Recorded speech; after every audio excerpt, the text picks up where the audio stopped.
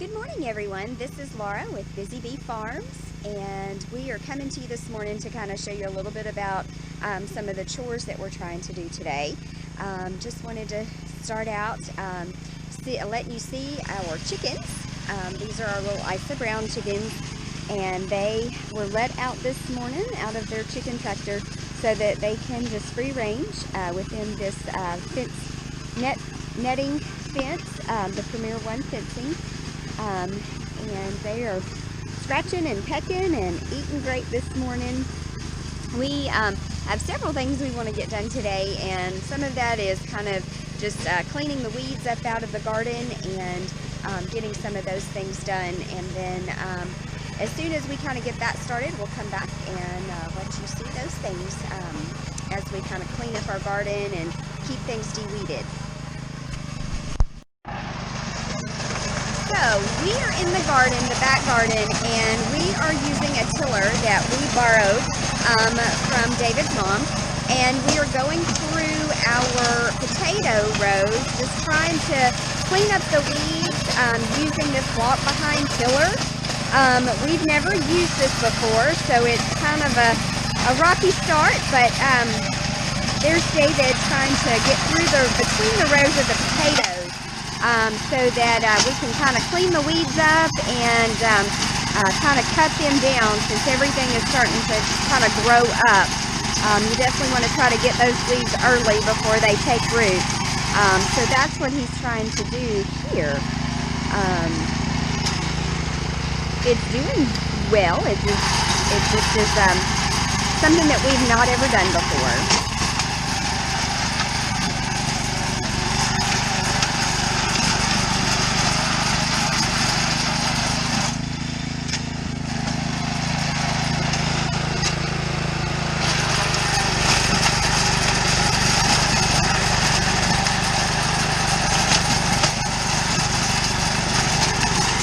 Matthew is holding the potatoes back so that the tiller does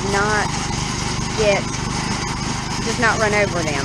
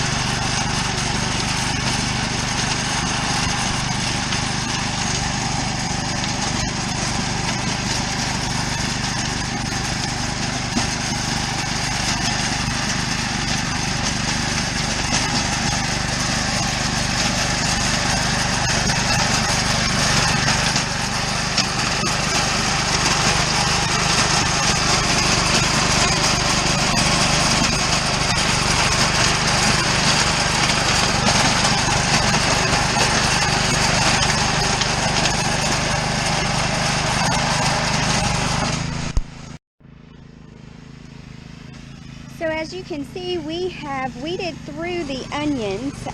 We used this horseshoe hoe that Matthew has right there, and we just kind of went through the onions, and I held them back. Matthew went through with the horseshoe hoe and just went through, broke up the ground just a little bit, and that knocked down the weeds. And he's over there now just trying to kind of do a little bit around the potatoes. Where's that part of the potato plant? Let me see. This is a weed, and this is a. Right. Yeah. Hang on, baby. I'm just making sure it's not intertwined with the. Oh. There you go. That's all it was a big old weed that was intertwined with the potato plant. So Matthew's just going through, kind of getting around where the tiller could not get a few minutes ago. And so I'm going to hold this back for him so he can kind of get around it just a little bit.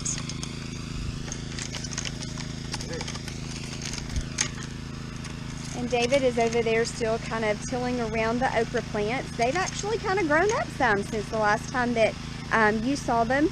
And so has the squash. And I would like to say we have a ton more green beans, but we don't. We do have a lot more sprouting up now from our planting last weekend. But as you can see, there are several that are getting bigger now. So that is good. That is good. You know, we take what the Lord will give us, so we will take care of it. If it grows, we'll take care of it. But here we were just kind of weeding. I told you today that's what we're doing in the back garden, is kind of weeding and getting things kind of cleaned up. So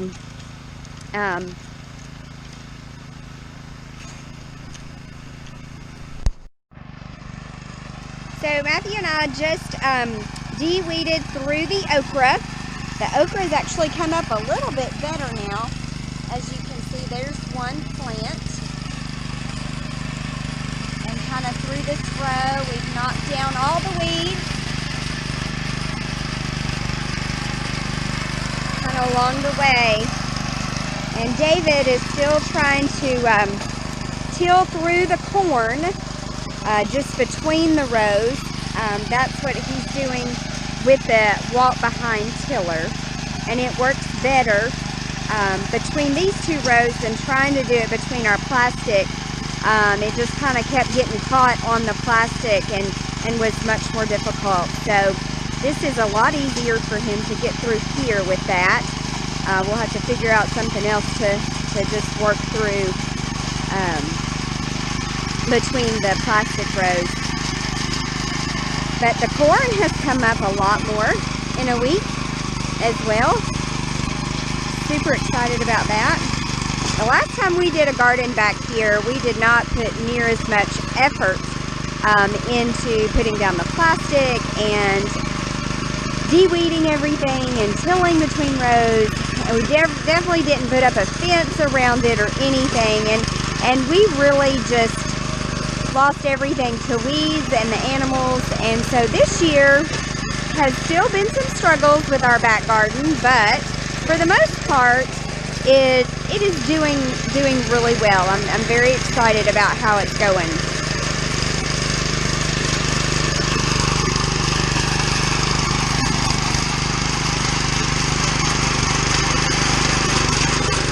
You know, every year that you do a garden is an experiment, and you never know what's going to happen, but you never want to give up.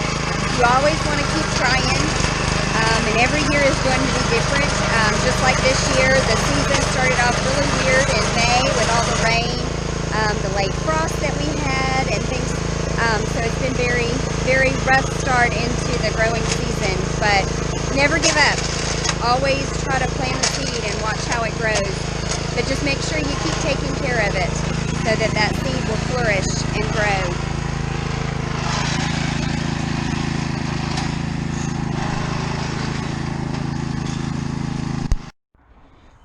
Good morning, guys. So we just finished tilling the garden. We're using my mom's walk behind Cub Cadet RT65. Now this walk behind tiller, it's supposed to be a really good tiller. I don't know a lot about the hand tillers. I have the one that goes behind the tractor, and but this, I asked her if I could use it because they weren't using it the last 3 or 4 years. It's just been sitting in the barn. So I asked her if I could borrow it and try it to go between our rows, to try to make it, you know, keep the grass down. So this tiller, it has reverse and then forward with no tilling going on at all. Forward with the tines going backwards, and forward with the tines going forward. Now I found that the this ground, we have not done anything with it. I shouldn't say we haven't done anything with it. I run the cultivator on it a couple times, but since we've put the fabric down, which has been a couple weeks now, hasn't it been, Laura? 3 or 4 weeks, we've not run the tiller or anything through there. So the ground had gotten pretty hard again.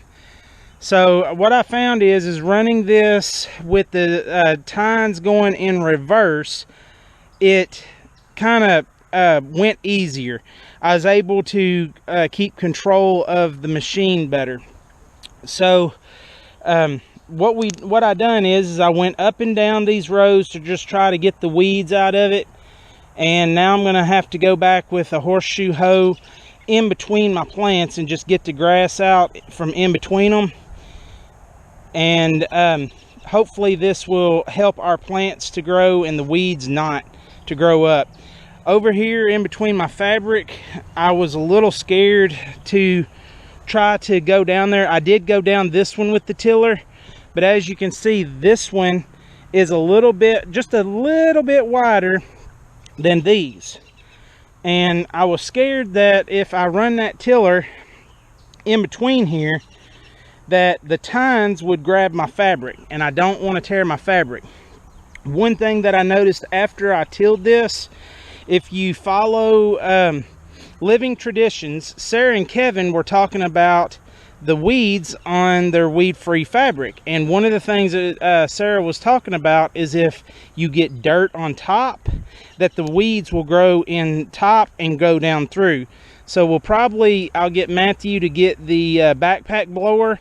We'll come down through here and blow this dirt back off of the weed-free fabric so that no weeds grow in it, and the little weeds, the roots, will go through this fabric because it is woven, so it has very small holes in it.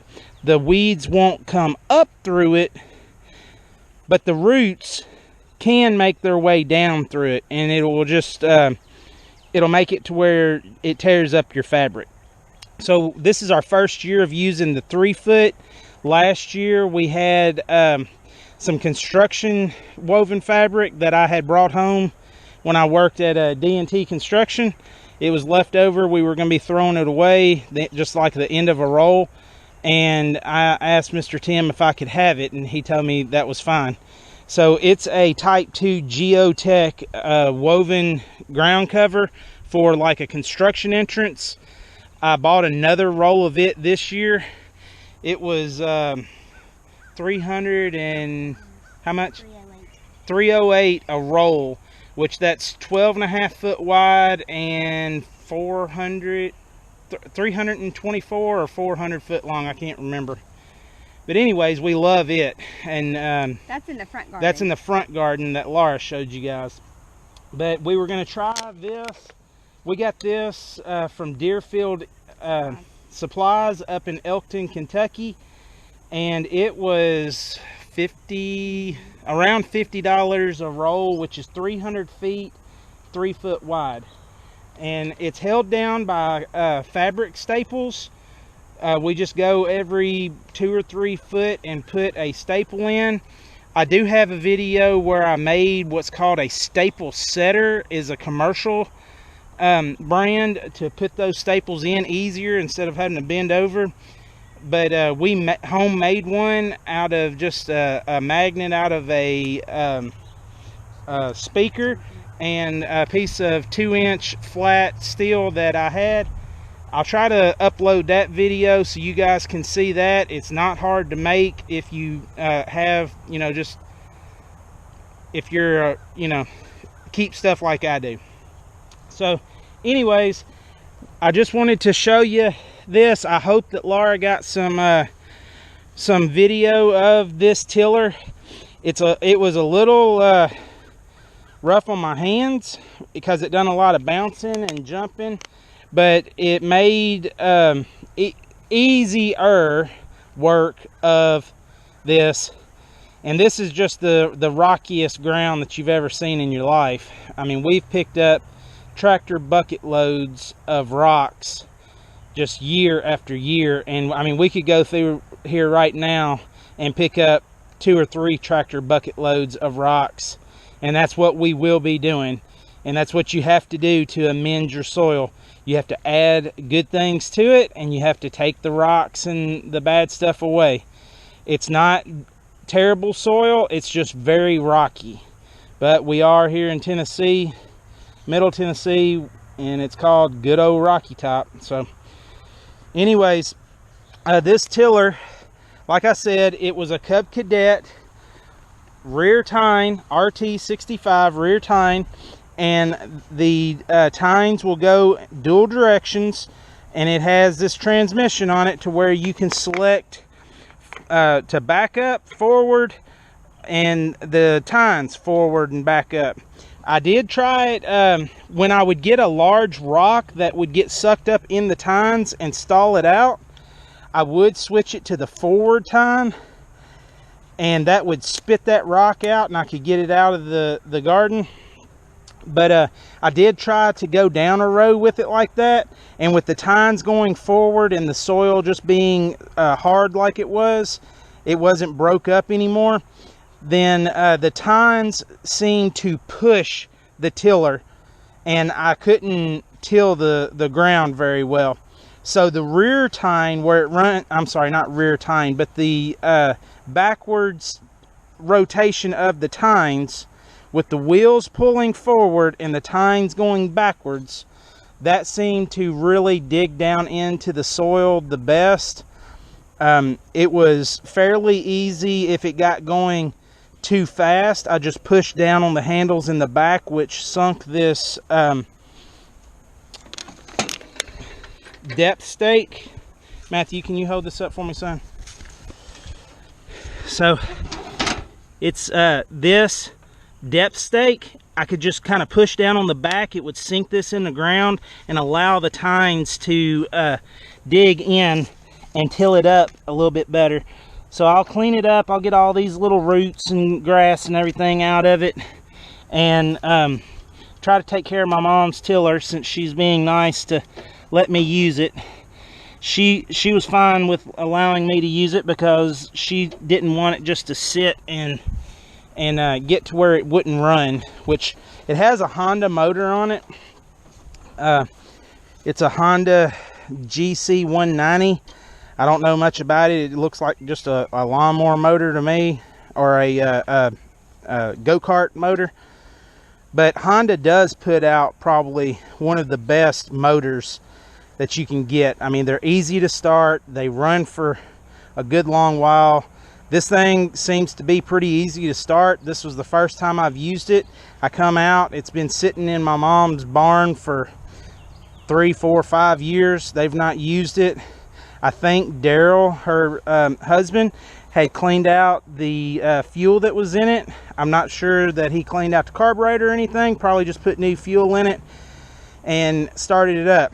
This morning when I started, all I done is I come out, I choked it, threw my throttle up, I pulled it 4 or 5 times, and this thing fired right up. So every time that I've stalled it out here, it's taken one pull and it started up and ready to go. So anyways, it's getting hot. We're going to try to get down these rows and get the weeds out from between. You can see Laura started right up here. I asked her if she'd run to the store and get me another horseshoe hoe. They're out, so we're just gonna have to take turns with the one that we have and see if we can't get these weeds out before it gets so hot out here and we melt. So we appreciate you guys checking out our channel, and I hope that what I showed you was helpful. As you can see, these rows, this fabric is doing a fabulous job. We love it. It's doing a fabulous job to keep the weeds out from around our plants. We do have to just go down and pick a little bit of grass that comes up around our plants, but that's a whole lot better than like this grass, because this is what we would have down there if we didn't have that fabric. You can see the grass that's coming up between them. Not sure what we're going to do there yet, since the tiller won't really fit down through there. But if you guys will stay tuned, and I'm sure we'll figure out something. If nothing else, we'll run a weed eater down through there. But we appreciate you guys checking out our channel here at Busy Bee Farms. We're going to try to get some more work done, and If you haven't subscribed, please hit that subscribe button to help us to grow our channel. We're just getting started. We're trying to learn how to use the GoPro and how to use the editing software we have on the computer. We haven't bought any software yet, so if you guys use a software that you really like, that is easy to use for somebody that doesn't know what they're doing, then leave me a comment and tell me, you know, what I need to be looking at, what kind of cameras I need to look at, and what kind of editing software. But like I said, we're just getting started, and we could use your help by hitting that subscribe button. We appreciate you. God bless.